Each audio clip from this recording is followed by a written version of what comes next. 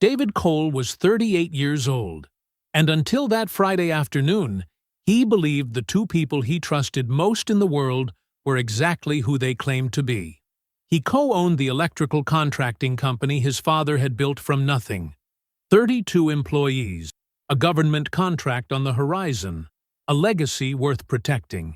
His wife, Angela, handled the books. His brother, Troy, handled the accounts. David handled everything else, the way he always had. Quietly, without complaint, without suspicion. When the hotel receipt fell out of Angela's jacket pocket, David didn't confront her. He didn't call her name.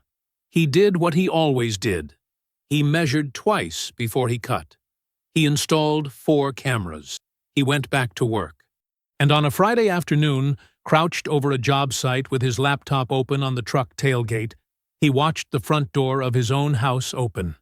Angela walked in first. Troy followed. What David saw next wasn't just a betrayal. It was the beginning of everything unraveling, and none of them knew he was watching. Before we jump into the story, comment where in the world you are watching from and subscribe, because tomorrow's story is one you need to hear. The kitchen light came on at 5:43 a.m. David Cole didn't need an alarm. Never had. He was already dressed. Dark work pants, a gray Cole family electrical polo, boots laced tight.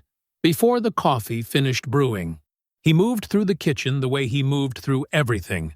Quietly, deliberately, without waste. He set his mug on the table. He opened the thick manila folder he'd carried down from the office upstairs. Invoices, material costs, labor projections for the Henderson Avenue project. Standard Tuesday morning work. He spread the papers flat and reached for a pen. But before he got to the invoices, he paused. Beneath the folder was one of the old ledgers, his father's. The cover was cracked brown leather, the spine held together with a strip of electrical tape that had gone stiff and yellow at the edges. His father had taped it himself, years ago, too stubborn to let a working book retire before it was finished. David opened it to a middle page. The numbers were in his father's hand. Small, slanted, pressed hard into the paper like the man had been trying to make them permanent. In the margins beside a materials column, his father had written, "Markup too low. Fix before next bid." Beside a labor entry, "Jerome's cousin. Good worker, call him back." Small notes. Practical notes. The handwriting of a man who was always thinking 3 steps ahead, even on paper. David ran his thumb along the margin. Charles Cole had started the company with a pickup truck, a used conduit bender, and a license he studied for by flashlight because he worked days. 32 employees now.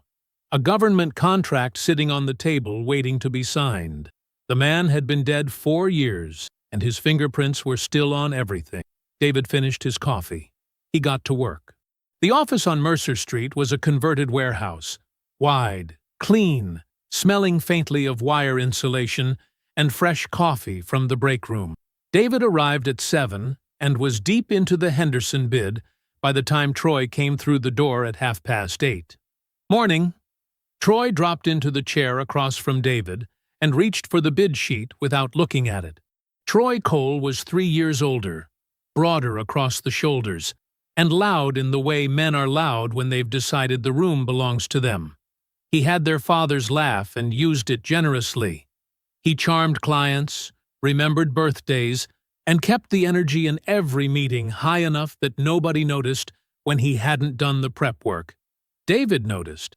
He always noticed, but he said nothing about it, because the work still got done. "Henderson project," David said, sliding the folder across. "We're $4,200 over budget on materials if we use the original supplier. I found an alternative. Same spec, better price, local. I need you to look at the numbers and tell me if you see anything I missed." Troy picked up the folder, glanced at the first page. His phone buzzed. He looked at the screen. And then something crossed his face. Fast, almost invisible. A private amusement that had nothing to do with anyone else in the room. His mouth curved. He typed something quick with his thumb. and set the phone face down on the table. "Sorry." He tapped the folder. "Yeah, this looks good. I trust your numbers, man." David looked at him for a moment. "I need you to actually read it, Troy." "I said it looks good." "I heard you." Troy grinned and leaned back in his chair, spreading his arms wide. "Relax. You always been like this. You know that? Even as a kid. Everything gotta be a whole process." He shook his head, still smiling. "It looks good, David. Move forward." David pulled the folder back and wrote a note in the margin. He said nothing else about it. Troy's phone buzzed again. This time, Troy stood up to answer it, stepping out into the hallway with his back turned, his voice low and easy and warm in a way it hadn't been in the meeting. David watched the empty doorway. Then he looked back down at his father's careful numbers. He moved forward. Angela got home at 9:15. She came through the front door, carrying herself in a way that didn't match a Thursday dinner with girlfriends. Her earrings were the gold ones she saved for occasions. Her heels added 3 inches. Her perfume was the expensive kind, the bottle at the back of the bathroom shelf that she usually saved for when it mattered. "Hey, baby." She kissed him on the cheek without stopping, already moving toward the stairs. "Have a good time?" David asked. We went to that new place on 5th. You'd hate it." A light laugh floated back down the hallway. Too trendy. He listened to her heels on the stairs. Then he stood, picked up her jacket from where she'd draped it over the banister, and carried it to the coat closet. He hung it up, and when he smoothed the front panel flat, his fingers found something stiff in the left pocket. He reached in. A receipt, folded in thirds. He opened it slowly, standing there in the thin light of the hallway closet. Grand Meridian Hotel, downtown. The date was a Tuesday, 3 weeks back. A room charge. Checkout at 4:17 p.m. David looked at it for a long time. He did not move. Then he folded it back along the same creases, neat, exact, and slid it into his own wallet. He finished hanging up the jacket. He closed the closet door. He went back to the kitchen table and sat down in front of his invoices. 40 minutes later, Angela's light went out upstairs. David capped his pen. He collected his papers.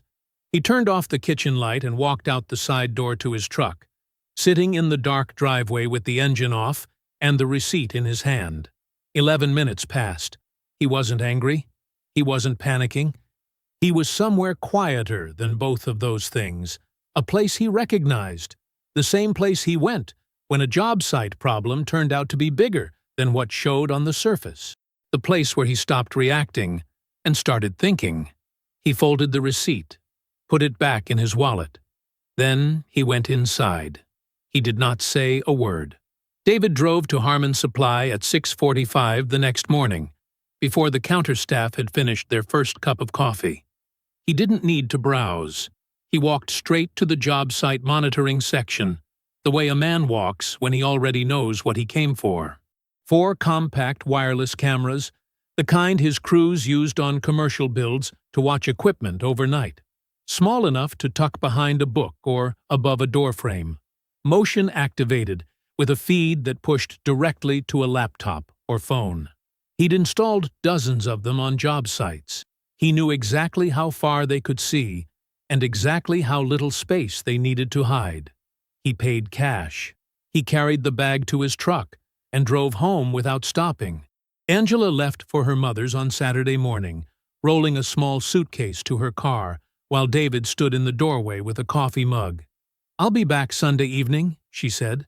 She looked rested, lighter even than she'd been in weeks. "Drive safe," David said. She smiled at him, a quick, easy smile, and got in the car. He watched her pull out of the driveway. He finished his coffee. Then he went inside and got to work. He started downstairs. The living room camera went behind a row of books on the 3rd shelf of the built-in unit along the east wall. He angled it toward the center of the room, tested the frame on his laptop, adjusted it a 1/4 inch. The lens was smaller than a shirt button. You would have to know exactly where to look to find it. The home office camera took the most thought. It was Angela's workspace, The desk where she managed the company's accounts, paid vendors, filed the monthly reports David signed off on without always reviewing line by line. He trusted her with those books, the way he trusted her with everything else.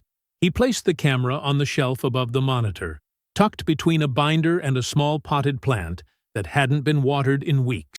He aimed it at the desk chair and the screen below it. The front door camera went in the coat closet, the same closet where he'd found the receipt, mounted just above the door frame, angled down at the entry. If anyone came through that door, the camera would have their face. Upstairs, the last camera went in the hallway, at the far end, set into the decorative trim above the linen closet. From that position, the lens had a clean sightline straight to the master bedroom door. Not into the room, just the door and whatever happened in front of it. He tested each feed, one at a time, walking through the house while the laptop sat open on the kitchen table. Every angle was clean. Every connection was solid. When he was done, he closed the laptop and walked through every room one more time, checking that nothing had been moved, nothing disturbed. He left everything exactly as he found it. The following week moved the way a careful man makes it move. David was polite to Angela at breakfast and in the evenings. He asked about her day. He listened to the answer. He did not study her face too hard or let the silence between them grow sharp. Nothing in his behavior had changed, and that was the point. If anything changed, she would feel it. At the office, he was professional with Troy, focused on the Henderson project, the upcoming contract review, a permit issue on a job in the East Side. Troy was his usual self, present enough, charming enough, glancing at his phone whenever he thought David wasn't looking. David reviewed every document Troy was supposed to review and said nothing about the ones Troy had clearly only skimmed. Sunday came. Troy arrived at 6 with a bottle of something and a loud story about a contractor he'd run into at the hardware store. He filled the kitchen with noise the way he always did, moving around the space like it was familiar to him in a way that was completely natural and completely normal, and gave David nothing concrete to point to. At dinner, Angela passed Troy the rolls without being asked. Small thing, could mean nothing. David noted it and kept eating. Later, clearing plates, Angela laughed at something Troy said. A half-second behind the punchline, like she'd heard the joke before, and was deciding how much amusement to show. Troy didn't look at her when she laughed. He looked at David, still smiling. David smiled back. He finished the dishes. He walked Troy to the door. He clapped his brother on the shoulder the way he always did, and Troy clapped him back, and they said goodnight the way they had 100 times before. David went to bed. He slept. Late Friday afternoon, he was crouched beside an open sub-panel on the Henderson Avenue site, checking a ground connection, when the laptop on his tailgate made a sound. A single soft ping. Motion alert. Front door camera. David set down his drill. He stood. He walked to the tailgate and opened the screen. The feed took 4 seconds to load. David watched the progress bar cross the screen. He stood at his tailgate with one hand resting on the lid of the laptop, and the afternoon sun cutting across the metal behind him. The front door camera came up first. Angela stepped inside. She had on a yellow blouse he recognized. She'd worn it to his cousin's birthday dinner back in the spring. She was carrying her purse and a plastic bag from the grocery store on 5th, and she moved through the front door the way a person moves when they believe no one is watching. Troy came in 2 steps behind her. He pulled the door shut. Not hard. Just closed it. The way you close a door in a house you know well. He reached past Angela to drop his keys on the entry table, David's entry table, the one his father had built by hand from reclaimed oak, and said something that made Angela turn and smile. David looked at the way she turned. He knew that smile. He'd watched her smile for 9 years. That was not a smile for a brother-in-law. He straightened up slowly. He did not look away from the screen. The front door feed was still running when the hallway camera triggered. He switched to it. The upstairs hallway was narrow, and the light was the flat, pale yellow of a Friday afternoon in early fall. They came into frame together. Angela first, Troy just behind her, close enough that there was no reading it as coincidence, no reading it as anything other than exactly what it was. They stopped at the bedroom door. Angela pushed it open. They went inside. The door closed. David looked at the timestamp at the bottom of the feed. He marked it. Then he waited. He stood at his tailgate in the sun, one hand still resting on the lid of the laptop. And he waited. The sub-panel behind him sat open. The ground wire he'd been checking dangled loose. The job site was quiet, except for the sound of a compressor running somewhere on the second floor, and the distant radio one of his guys had going near the back stairwell. David waited until the timestamp had moved far enough forward that there was no other interpretation. Not a conversation. Not anything innocent. Not anything he'd be able to doubt later, at 3 a.m, when doubt is loudest. He needed to be certain. He was certain. He closed the laptop. He picked up his drill. He went back to the sub-panel and finished checking the ground connection.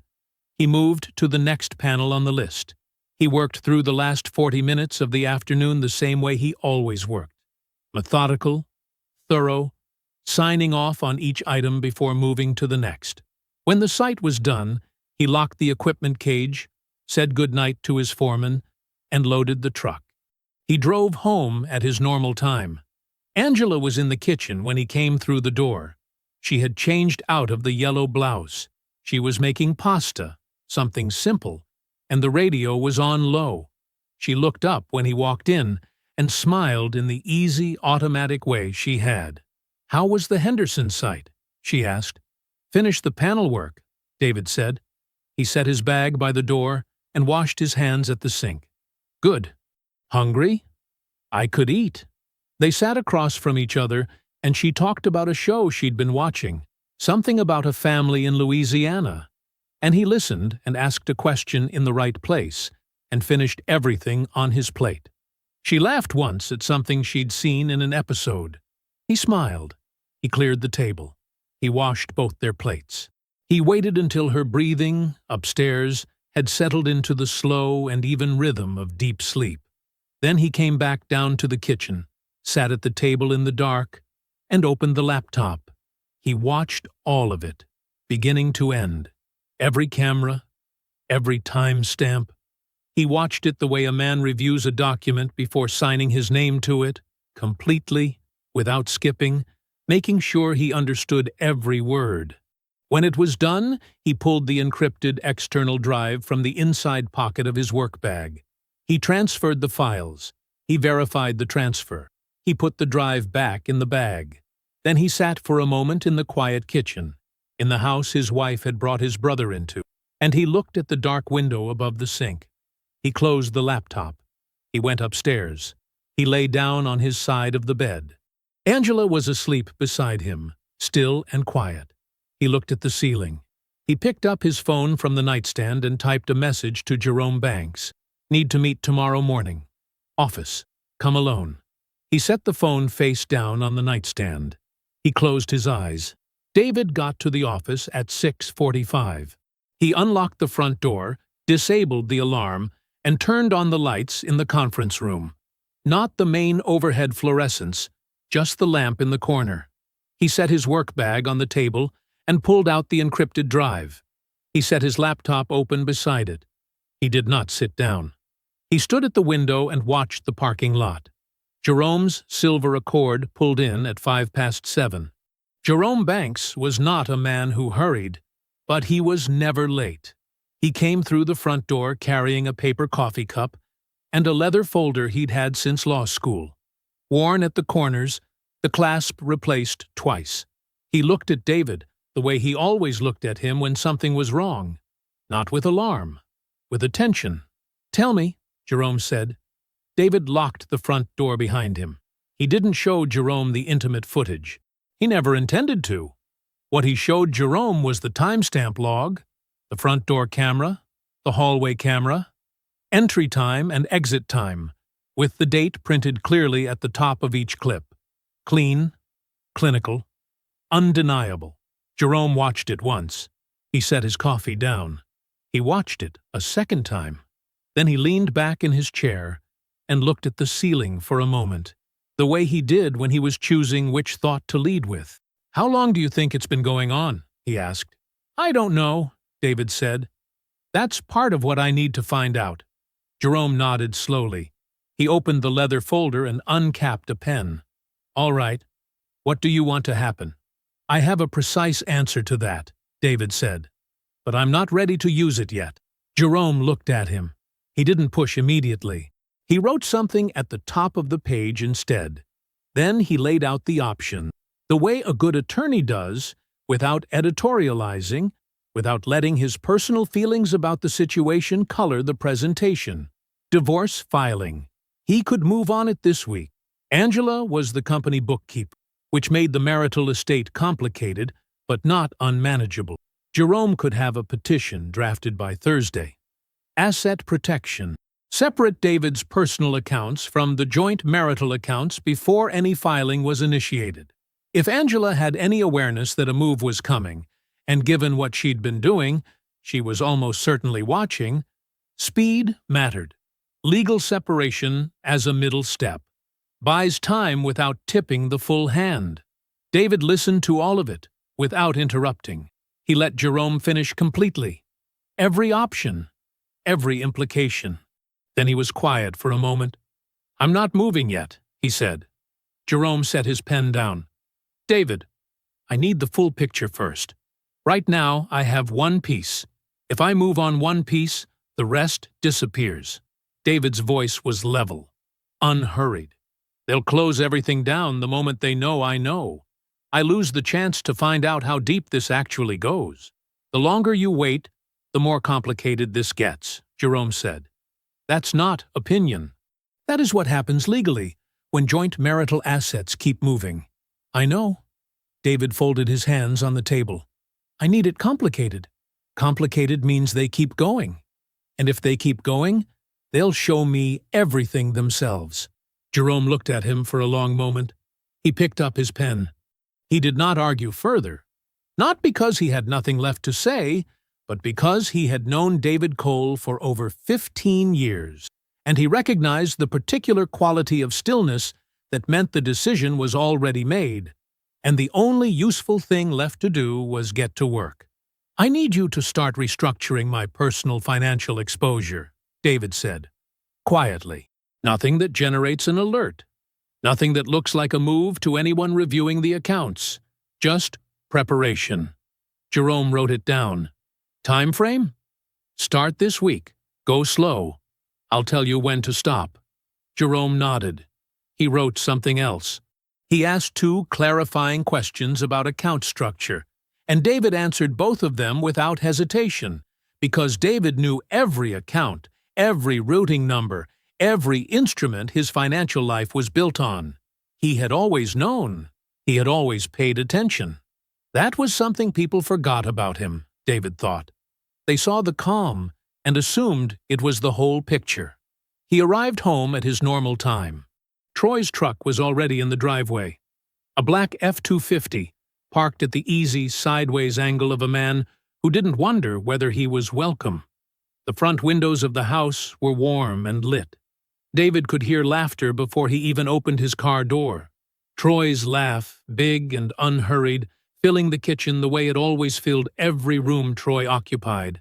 Angela's voice underneath it, bright, loose, the version of her laugh she saved for company. David sat in the car for a moment. He straightened his jacket. He checked his expression in the rearview mirror the way a man checks a level. Not for vanity, but to make sure everything was true. He got out of the car. He came through the front door with his bag over his shoulder and a relaxed look on his face. "There he is," Troy said from the kitchen. "I was wondering when you'd drag yourself home." David smiled. "Somebody's got to do the actual work." Troy laughed. David set his bag down, walked into the kitchen and clasped his brother's hand. She pulled up in a white Civic at 10:43 in the morning. David saw her from across the lot. Small frame, oversized cardigan, moving through the construction site entrance like someone who had never been to a job site before and was actively worried about it. She looked left, then right. Her hands were in her pockets. She found him and stopped moving. David set down the conduit bender and walked toward her. Patrice Whitfield was 31 years old and had always looked younger than that. Soft-featured, quieter than her sister in every way that mattered. He had always liked her well enough. She had always been kind to him in the careful way of someone who knew things they weren't supposed to know. She looked like she hadn't slept. "Hey, Patrice," he said. Easy. No alarm in his voice. "Hey, David." She swallowed. "I'm sorry I called the office and they said you were out here and She stopped. Tried again. "Can we sit somewhere?" "Come on," he said. He walked her to his truck and opened the passenger door for her. He came around the other side and climbed in. He did not turn the engine on. He rested one hand on the wheel and waited.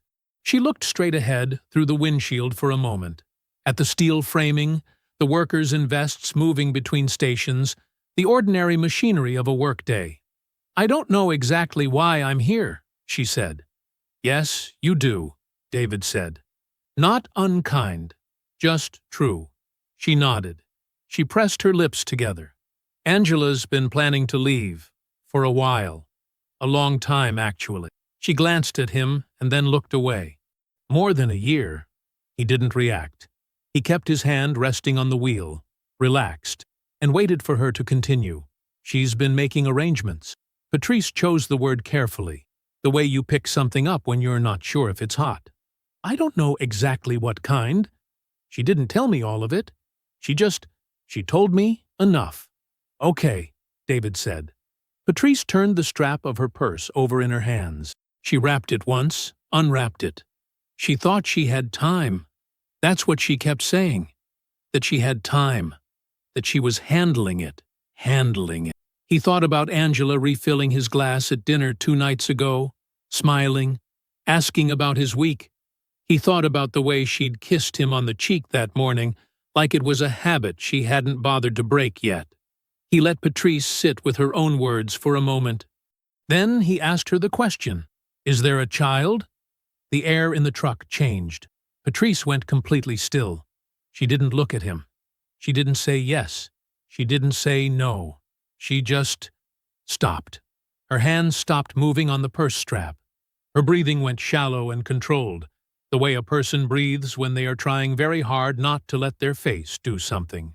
That was all he needed. David looked back out through the windshield. He kept his face even. He thought about the past year, the separate sides of the bed, the excuses, the slow and careful distance Angela had been managing like a thermostat, keeping it just warm enough that he wouldn't notice the cold.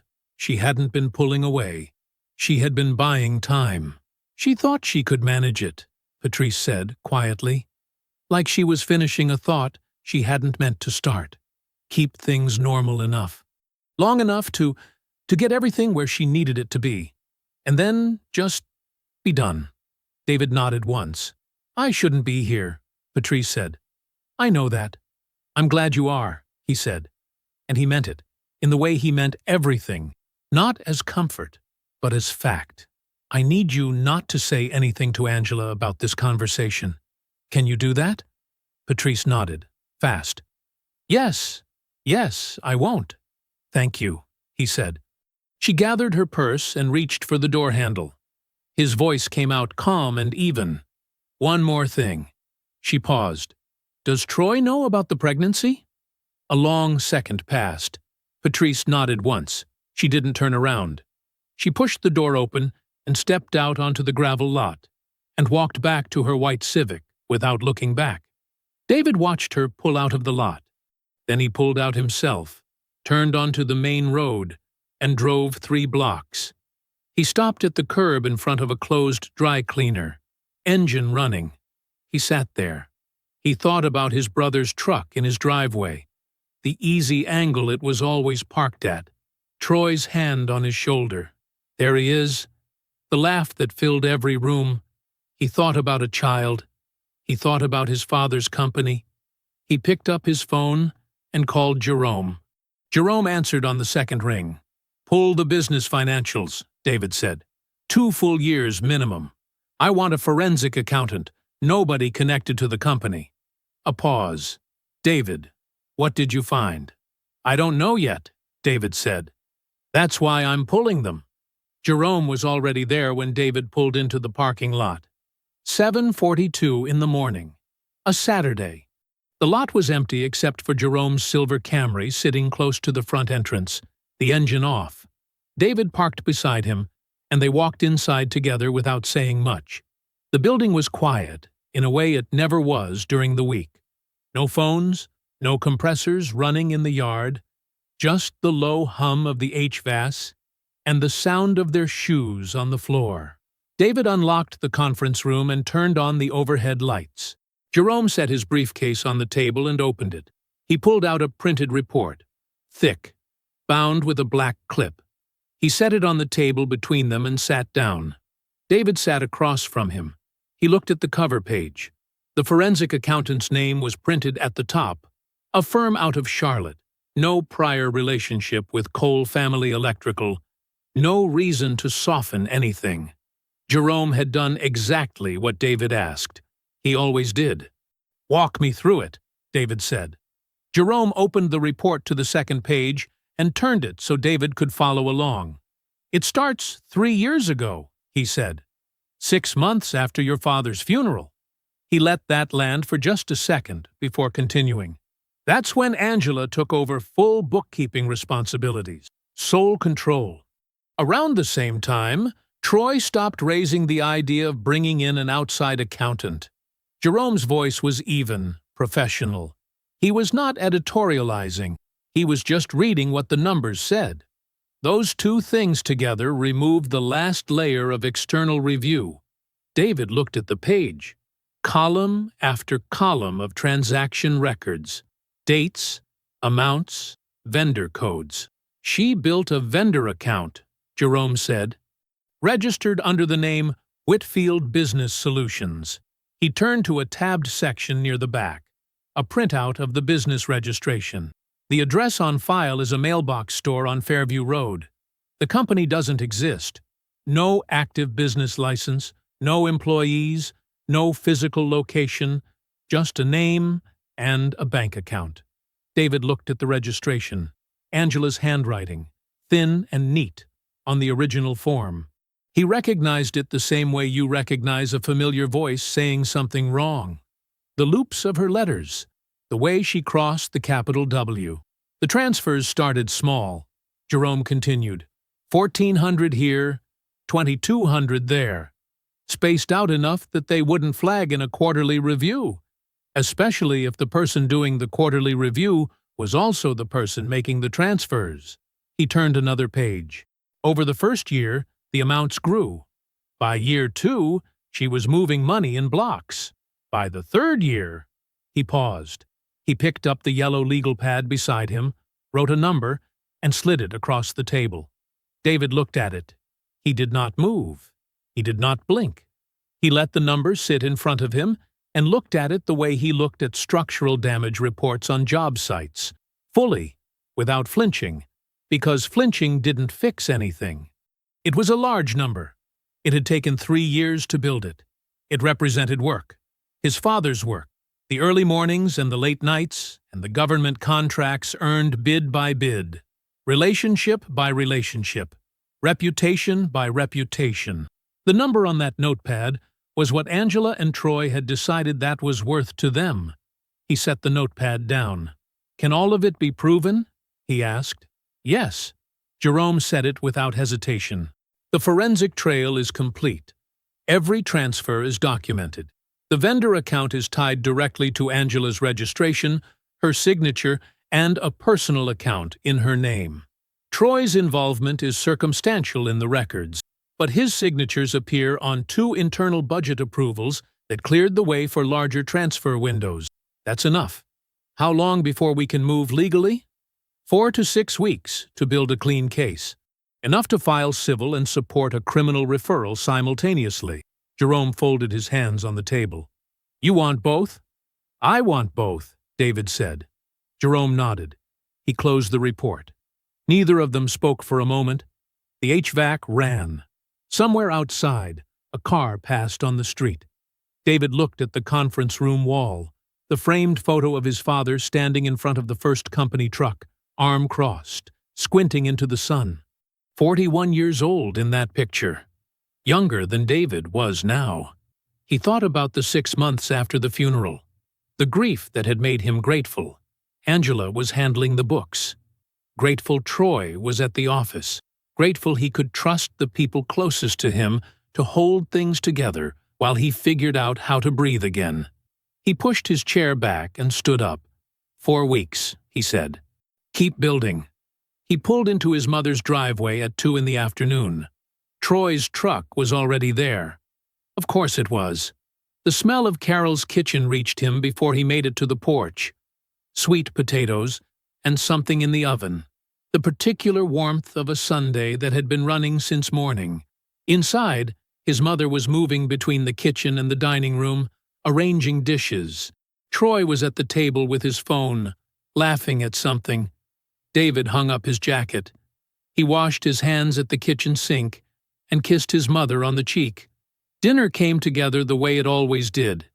David sat at his usual seat. Angela was across from him, wearing a dark blue dress with a simple neckline. The color suited her. That's a good dress, David said. She looked up and smiled. Thank you, baby. Troy reached for the bread basket first. David took it from him when it came around, pulled a roll, and passed it to his mother. He ate everything on his plate. Jerome called on a Thursday afternoon. David was in the yard behind the office, checking a materials order against a delivery manifest, when his phone buzzed in his chest pocket. He handed the clipboard to his site manager, walked to the far end of the lot, and answered. Tell me, David said. I finished reviewing Troy's business correspondence. Jerome paused. Not for effect, just long enough to make sure he had the words right. He's been calling clients, 2 of the biggest accounts, Meridian Property Group and the Forsyth County School District contract. Direct outreach, personal calls, a few emails. He's been telling them he's the operational backbone of Cole Family Electrical, that things are going to be changing soon. That when they do, he wants them to know they'll be taken care of. David was quiet. He pitched himself as the future, Jerome said. The implication was clear. There's a transition coming, and he's the side they want to be on when it happens. Outside, one of the delivery drivers backed a flatbed toward the loading dock. The reverse alarm beeped in a slow, steady rhythm. When did it start? David asked. The earliest email I found was 9 months ago. 9 months! Around the same time, Angela had stopped being distant and started being careful. Warm dinners, refilled glasses, questions about his day, asked with just enough interest to seem real. She had not been softening. She had been managing him, buying time while the exit was being constructed piece by piece. I called both clients directly, Jerome said. Today, I identified myself as the company's attorney and told them I was conducting a routine review of business relationships. Another pause. Neither of them is going anywhere, David. Meridian said they've had a contract with Cole Family Electrical for 11 years, and they intend to renew. The school district contact said Troy's calls felt, and this is her word, off. She filed them away and didn't follow up. David almost made a sound. He stopped it before it formed. Troy had been building his escape on borrowed ground. Client relationships he had not cultivated, accounts he had not serviced, goodwill he had not earned. He had sat in this yard, shaken hands with these people at job completions he showed up to at the end, and decided the relationships belonged to him. He had never stopped to verify whether they agreed. That was Troy exactly. The assumption had always come first. The work was someone else's. Lock it down, David said. Both clients get formal relationship letters from the company this week. My signature, not Troy's. Already drafted, Jerome said. Good. David turned and looked at the building. The Cole family electrical sign above the entrance, white letters on navy blue, the same sign his father had put up the year David started middle school. Jerome. Everything else is ready. The dissolution letter is witnessed and prepared. The civil filing is done. The criminal referral is written and ready to submit to the DA's office the moment you give the word. Jerome's voice stayed level, but there was something underneath it, the tone of a man who understood the weight of what he was holding. The divorce petition was filed this morning. Quietly. The forensic report is signed and attached. The footage drive is documented in the filing as primary evidence. Angela's account access revoked as of 8 a.m. Sunday. The system change is already queued. It won't trigger until the scheduled time. David nodded, even though Jerome couldn't see it. Sunday morning, conference room, I want you there. I'll be there. Tell my mother it's about the government contract. Good news. She'll come if it sounds like good news. Jerome was quiet for just a moment. Okay. David hung up. He put the phone back in his pocket. He picked up the clipboard from where his site manager had rested it against the fence and went back to the materials count. Angela made shrimp and rice that Friday evening. The good kind, the way she made it in the early years, with the bay leaves and the tomatoes from the can, the way his mother had shown her. The kitchen smelled warm when David came in from work. She had music playing low on the counter speaker. I thought you might be tired, she said, without looking up from the stove. I am, he said. Go wash up. It'll be ready in 20. He did. He came back downstairs in clean clothes and sat at the kitchen table while she plated the food. She set his plate in front of him and sat across from him. She asked about the week. He told her about the materials order, about a subcontractor running behind on a commercial job in Winston. She listened and made the right sounds. The food was good. It had always been good when she made the effort. Thank you, David said, when the plates were mostly clear. This was good, she smiled. I just wanted a nice dinner. He cleaned the plates. He wiped down the counter. He folded the dish towel over the oven handle the way he always did. Upstairs, he brushed his teeth, set his phone on the nightstand, and got into bed. He closed his eyes. He slept. David arrived at the Cole family electrical conference room at 7:45 in the morning. He did not turn on all the lights, just the overhead panel above the table. He set Jerome's folder at the chair to his right. He opened his laptop at the head of the room, angled the screen slightly toward the center of the table, and pulled up the footage file. He did not play it. He just made sure it was there, queued, ready. Then he sat down and waited. His mother arrived first. Carol Cole came through the door at 8:15 in her Sunday best. A deep burgundy dress, her good pearl earrings, the ones his father had given her for their 30th anniversary. She was carrying a covered glass dish with banana pudding, still cold from her refrigerator, a sheet of foil pressed carefully over the top. Baby, she said, and kissed him on the cheek. She smelled like the same lotion she had worn his entire life. I told Deacon Harris I'd be at second service. You're going to make me a liar. I'll be quick, David said. He stood and took the dish from her and set it on the credenza along the far wall. She sat down 2 chairs from the head of the table, adjusted her purse in her lap, and looked around the room with the quiet pride she always showed in this building. His father had built the conference room as an addition in 2009. A declaration more than a necessity. We are a company that holds meetings. Carol had picked the paint color. Patrice arrived 8 minutes later. David had called her Thursday night, after Jerome's call, after the shrimp and rice, after Angela had gone to bed. He had kept it brief. I need you at the office, Sunday at 8:30. Don't tell your sister. Patrice had been quiet for a long moment. Then she said yes. She came in wearing a gray cardigan and dark jeans, her natural hair pulled back. No jewelry. She nodded at David. She nodded at Carol. She took the chair in the far corner of the room near the window, away from the table's center, and folded her hands in her lap, and looked at nothing in particular. Carol glanced at her with mild curiosity, but said nothing. Jerome arrived at 8:35. Troy and Angela arrived together at 8:42. Troy came in talking. He was dressed sharp, pressed collar, clean jacket, and he was already in the middle of a story about a parking situation outside, laughing at his own punchline before he finished it. He clapped David on the shoulder when he passed him the way he always did, heavy and familiar, and pulled out a chair near the middle of the table. Angela came in behind him. She was composed, dressed well, carrying her phone face down. She looked around the room, noted Patrice in the corner. Something moved across her face, brief and controlled, and then she sat down, not beside David. One chair to Troy's left, with an empty seat between herself and her brother-in-law. It looked natural. It looked incidental. David had been watching Angela manage appearances for the better part of a year, and he recognized the calculation behind every casual gesture. "Mom, you brought pudding?" Troy said, spotting the dish on the credenza. "I brought it for the meeting," Carol said pleasantly. "That's what I'm talking about." Troy grinned. He was completely at ease. David let the room settle for a moment.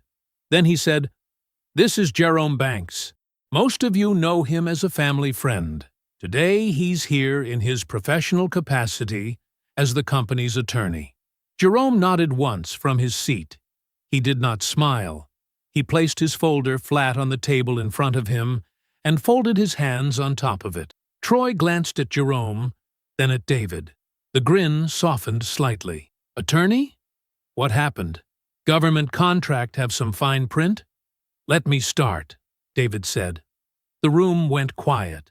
David looked at the table for a moment. Then he began to speak about his father. He talked about what Walter Cole had built. Not the revenue numbers, not the employee count, not the contracts, but what it had meant. A black man who started with one truck, one license, and an unwillingness to be told no, who kept his books by hand and paid every vendor on time, and never once shook a hand he didn't intend to honor, who used to say that a man's name was either an asset or a liability, and that the choice was entirely his. David talked about what this building represented, what the sign above the door represented, what it had cost to put it there, and what it would cost to lose it. Nobody moved. Carol had her hands folded in her lap. Her eyes were soft. David stopped talking. He turned the laptop to face the room and pressed play. The footage was 63 seconds long. No sound, just the home office, his desk, his father's old filing cabinet visible in the corner, the company's accounting software open on the screen. Angela sat at the keyboard. Troy stood behind her, one hand resting on the back of the chair. They were both watching the screen. Angela clicked through something, typed a number, and Troy said something that made her laugh. She leaned back. He leaned forward. They looked like two people who had done this many times before and would do it many more. The clip ended. The room was completely still. Carol set her fork down on the edge of the banana pudding dish. Slowly, without looking away from the screen, David looked at the notepad in front of him. He read the number out loud. Not as one figure, digit by digit. The way you read a serial number, the way you make sure every part of it lands. Nobody spoke. David reached across the table and placed the dissolution letter in front of Troy. Troy looked down at it. He looked up at David. He opened his mouth. David raised one hand. Just one hand. Flat. Steady. Troy stopped. The room held completely still. Carol was staring at Troy, not with tears, not with fury, with something quieter and more final than either of those things. Angela had not looked up from the table. Her hands were in her lap, and her jaw was set, and she had not moved since the footage ended. Jerome opened his folder. Angela moved first. She set her phone on the table, face down, slow, deliberate, like she was buying herself 2 seconds to decide who she was going to be in this room. Then she sat up straight and looked at David with the expression she used when she was about to explain something to someone who didn't quite understand. "I need to say something." Her voice was steady, practiced. "This marriage has been over for a long time, David. You know that?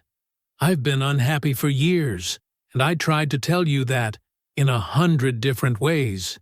And you were just never there. Not really. You were here." She gestured vaguely at the walls, "at this company, in your head. You gave everything to this place, and I got whatever was left over, which was not much." She paused. She let that sit. "I'm not saying what happened was handled right, but I need you to understand that I didn't just wake up one day and decide to blow up my life. I was already living in a marriage that had been empty for years." She said it clearly, calmly. The way a person speaks when they have rehearsed a thing so many times, it no longer sounds rehearsed. Patrice, in the corner, looked down at her hands. Troy said nothing. He was watching the dissolution letter like it might say something different if he stared at it long enough. David waited until Angela was fully finished. He did not shift in his seat. He did not look away from her. He let the silence run for a few seconds after her last word, long enough for everyone in the room to feel it. Then he asked her one question. "Did you use my father's company to fund a life with my brother?" Angela's jaw tightened. The composure held, but something behind it moved. She looked at the table. She did not answer. David nodded once. "Then we're done talking." He turned to Troy. Troy looked up. For the first time since the footage had played, he met David's eyes directly. His expression was working through several things at once: the rehearsed indignation, the defensive crouch, the reflex toward charm. None of them settled. David looked at his brother and spoke quietly. "I'm not angry at you." He said it simply, the way you state a fact about the weather. "I need you to hear that clearly. I'm not raising my voice. My hands are still. There's nothing in me right now that wants to flip this table or put my hands on you." He paused. "You should be more scared of that, not less. Because what it means is that this isn't about how I feel. It's not emotional. It's not something I'm going to sleep off and reconsider. It's permanent." Troy's mouth opened slightly. Nothing came out. "The day you walked into my house behind my wife," David said, "and the day you sat in this building and helped her route my father's money into an account with her family's name on it, that day, you stopped being my brother. I'm not saying that to hurt you. I'm saying it because it's already done. It happened the moment you made the choice. I'm just the last one in the room to say it out loud." He said it once. He did not repeat it. The room was absolutely silent. Then Carol stood up. She did it slowly, with the careful dignity of a woman who had decided something and was not going to be rushed through it. She picked up her purse from the chair beside her. She straightened her dress, and she looked at Troy, not at Angela, not at the folder in Jerome's hands, not at the laptop, just at Troy. She said his name, just his name. One word. The way a mother says a name when she has loved someone his entire life and is now setting that love down somewhere she cannot follow him. Then she walked out of the conference room. She did not look at Angela. She did not say goodbye to anyone. Her heels were quiet on the floor, and then she was through the door, and the door swung shut behind her, and the banana pudding sat untouched on the credenza. Nobody filled the silence she left. Jerome waited 10 full seconds. Then he opened his folder. "The civil suit was filed Friday afternoon," he said. His voice was level and unhurried. "The forensic accountant's report is attached as supporting documentation. We are also referring the matter to the district attorney's office. The fabricated vendor account, the transaction history, and the registration records for Whitfield Business Solutions are all included in that referral." He turned a page. "The divorce petition was filed this morning at 8 a.m. As of that same time, all bookkeeping access tied to Angela's credentials has been revoked." He looked at Troy. Your equity stake in Cole Family Electrical is the subject of the civil action. Pending resolution, it is frozen. The two client accounts you contacted, Hargrove Municipal and Denton County, have both confirmed in writing that they are remaining with the company. He turned another page. There is no exit package. There is no negotiated departure. There is a lawsuit and a criminal referral and a divorce proceeding. Jerome closed the folder. That's the picture. Troy and Angela left the building separately. Troy went first, without his jacket, without saying anything, the dissolution letter still on the table where David had placed it. Angela followed 3 minutes later. She picked up her phone, smoothed her skirt, and walked out through the side door without speaking to Patrice, without looking back. They did not leave together. They did not speak to each other on the way out. David remained in his chair at the head of the table. Jerome closed his folder and set it flat. David looked at him. "Everything filed?" "Everything," Jerome said. "It's done." David nodded. He turned and looked out the window. 14 months. That was how long it took for the dust to fully settle, for the lawyers to finish talking, for the paperwork to stop arriving in waves and start arriving in ones and twos, for the building to feel like his again. Not haunted, not held hostage, just his. David stood at the head of the conference room table on a Tuesday morning in late October, a pen in his hand. The government contract spread open in front of him. 41 pages. His father had spent the better part of a decade positioning Cole Family Electrical to be eligible for this kind of work. Licensing requirements, bonding thresholds, workforce certifications. The old man had checked every box methodically. 1 year at a time, the way he did everything. He never saw the contract come through. He never got to sign his name to it. David pressed the pen to the signature line and signed for both of them. Jerome was there. So was Marcus Webb, the company's new CFO, a quiet, thorough man in his early 40s who came from a municipal audit background and had, in his first 3 months, restructured the company's accounts into something that could survive any scrutiny.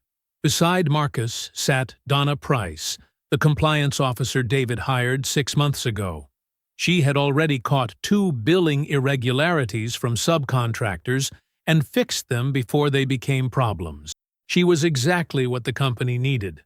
She was exactly what it had been missing.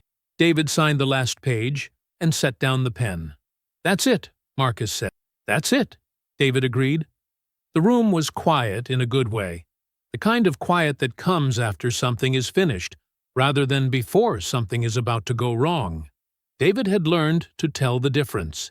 He looked up at the wall behind the table. 4 of his father's original ledgers hung there in matching frames, the ones with the hand-drawn margin notes, the careful columns of numbers in blue ink, the occasional small sketch of a wiring diagram where his father had been working something out in his head. Jerome had suggested the frames. David hadn't been able to think of anything better to put on that wall, and now he couldn't imagine anything else there. 41 employees, full benefits, as of 8 months ago. 3 new apprentices starting in January. His father's company, still standing. Patrice had come by 3 weeks earlier, on a Thursday afternoon, unannounced. David was at his desk when his assistant told him she was in the lobby.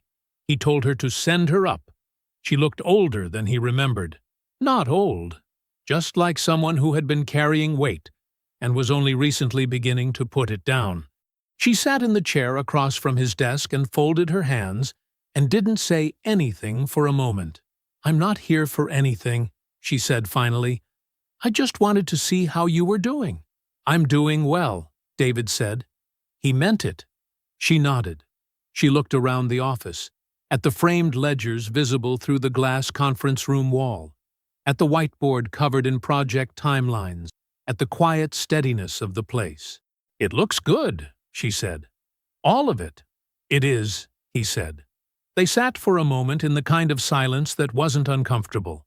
She had done something hard. It had cost her something real.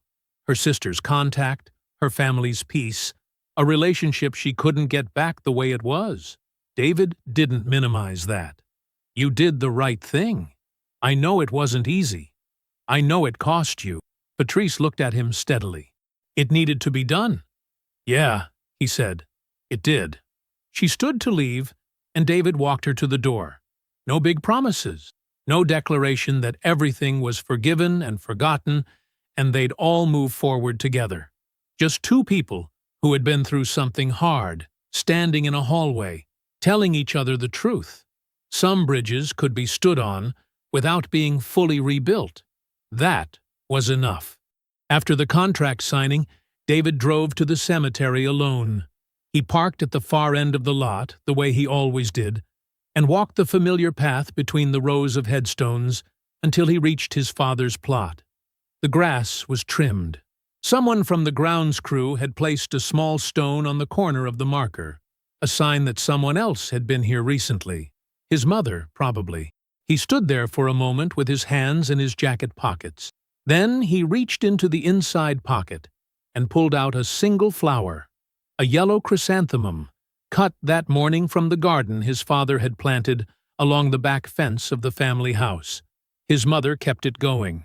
Every fall, the chrysanthemums came back. He held the flower and looked at his father's name cut into the stone. Then he spoke. "The contract came through," he said. His voice was steady and low. "The one from the county. The municipal work. 41 people on payroll now. We've got a CFO. We've got compliance. It's solid, Pop. It's clean." He paused. "Troy's gone. Angela's gone. Everything they took, we got most of it back. The rest of it I made up in the first year." He was quiet for a second. "I kept it. I kept all of it." He set the chrysanthemum at the base of the headstone, pressed flat against the stone. Then he walked back to his truck and drove to the office. There was work to do. I hope you enjoyed that one. Be sure to like the video and subscribe so you don't miss the next story. I've picked out 2 more for you that I think you'll really like.